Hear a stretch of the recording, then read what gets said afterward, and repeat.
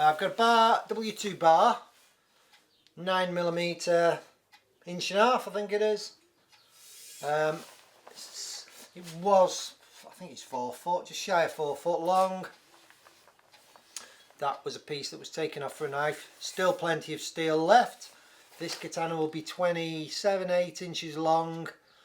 It's gonna be several videos, this fellas, because it's just not, I'm just not going to be able to squash it all into one video, am I? I don't think I... So here we go. Let's go and get the forge turned on. I'm gonna try me big lad. So here we go. Let's make a katana.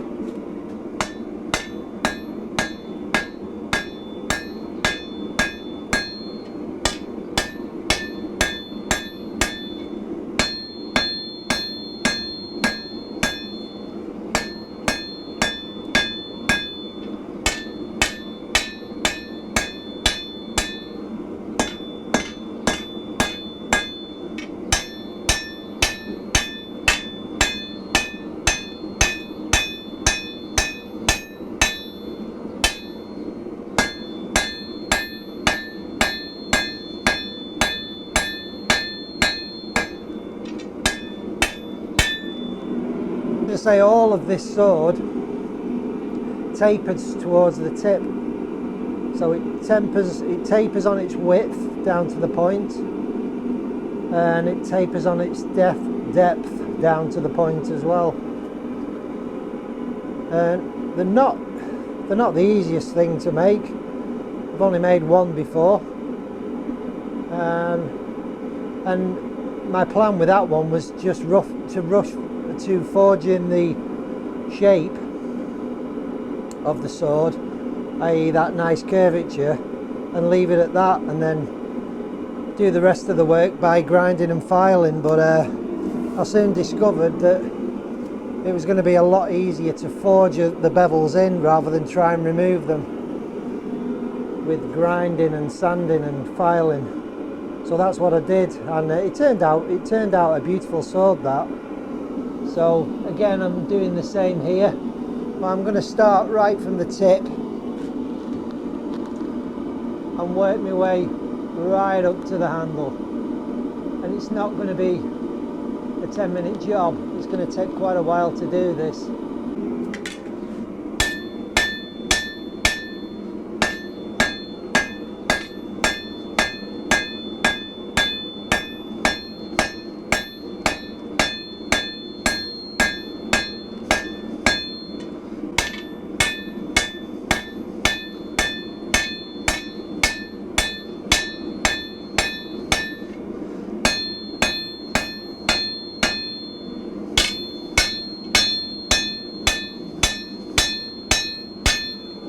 Soon loses its heat, this bar.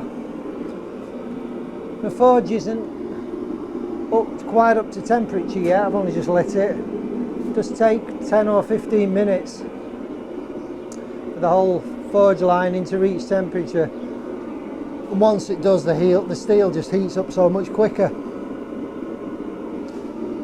But I do not want to work this steel too cold. So I'm just keeping the heat high on it. It works easier when it's hot anyway. It works so much easier. So I'll do a bit more. I'll try and get the first 6 or 7 inches forged in, then I will come back. For me, it seems to be better working on about 4 inches of blade, because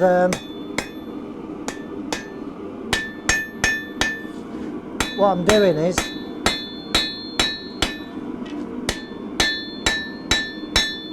forging in the bevels, and then I'm correcting the width.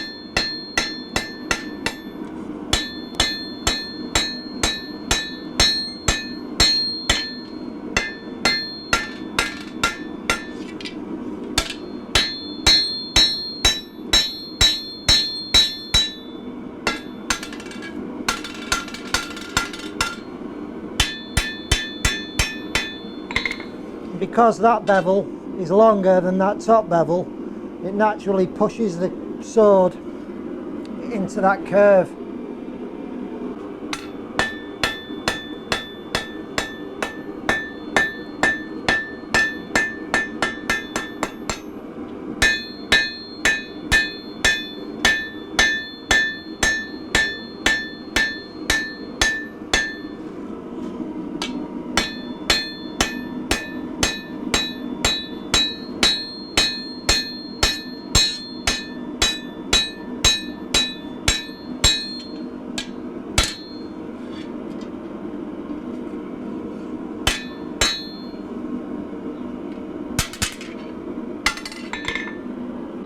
Well, I'm just working on the handle now. Just tapering that down, just drawing it out a little bit.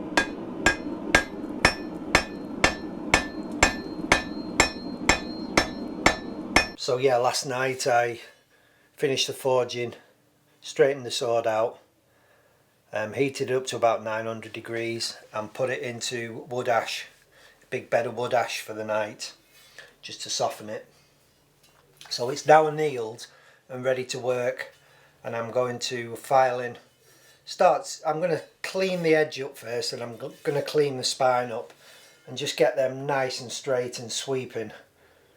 Take all the little bumps and divots out of it. Then I'm going to mark myself a line down the spine, which is probably around there somewhere, like that, which is roughly where I've hammered the bevel in. Grind that back and grind that towards the point, leaving about 1 millimetre on the edge or so, maybe 2 millimetres, not sure yet. And then I'll further refine the handle. I didn't really bother forging the handle down much more because I'm just going to grind that. It's really lovely and straight at the moment.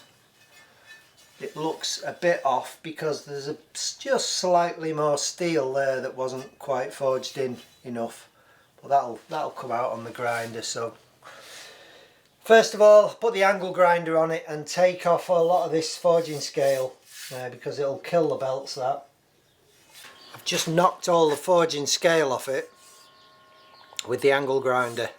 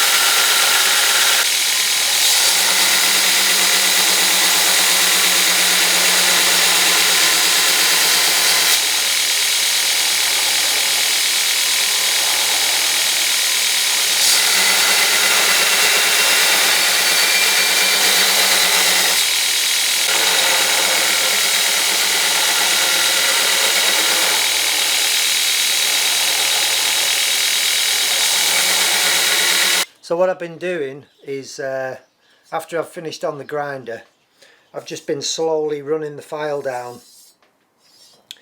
just to define and get the bevel line in that I want. And on this side now you can see I've just started cleaning up the grind, getting it just dead flat and straight. And using a hand file is a great way of finding out, you know, where your flat spots, your bumps and hollows are.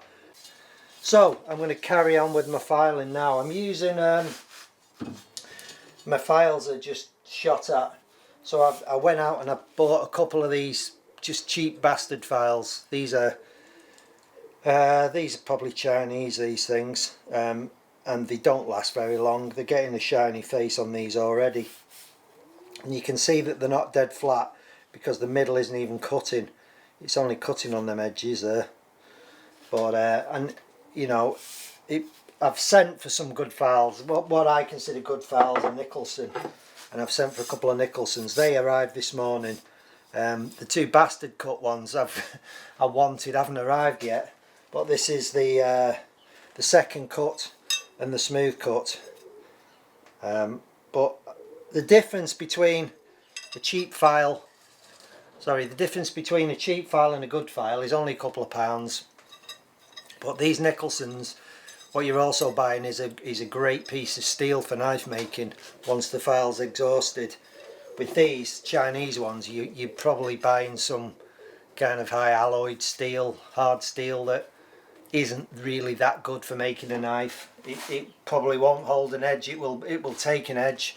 It will probably take a really thin cutting edge, but I don't think it'll hold an edge very well. It's not quite tough. It's not tough steel. It's not as tough as a good carbon steel. So yeah, I'm you can probably see I've probably nearly killed this one now, because as I say, it's not cutting there. It'll still be okay for a general purpose file, but I'm about to start on the second one now and just get all this rough filing done, and then I can move on to my second cut and then my flat cut, my really fine cut. Once I've got that done, I'll then start going through the grits of paper.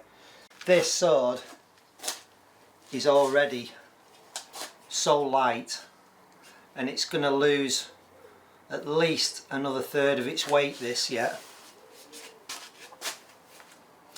Because when I finished forging it, it was quite a lump, you know, but after removing all that forging scale and grinding it down to where I wanted it to be, we're almost there now.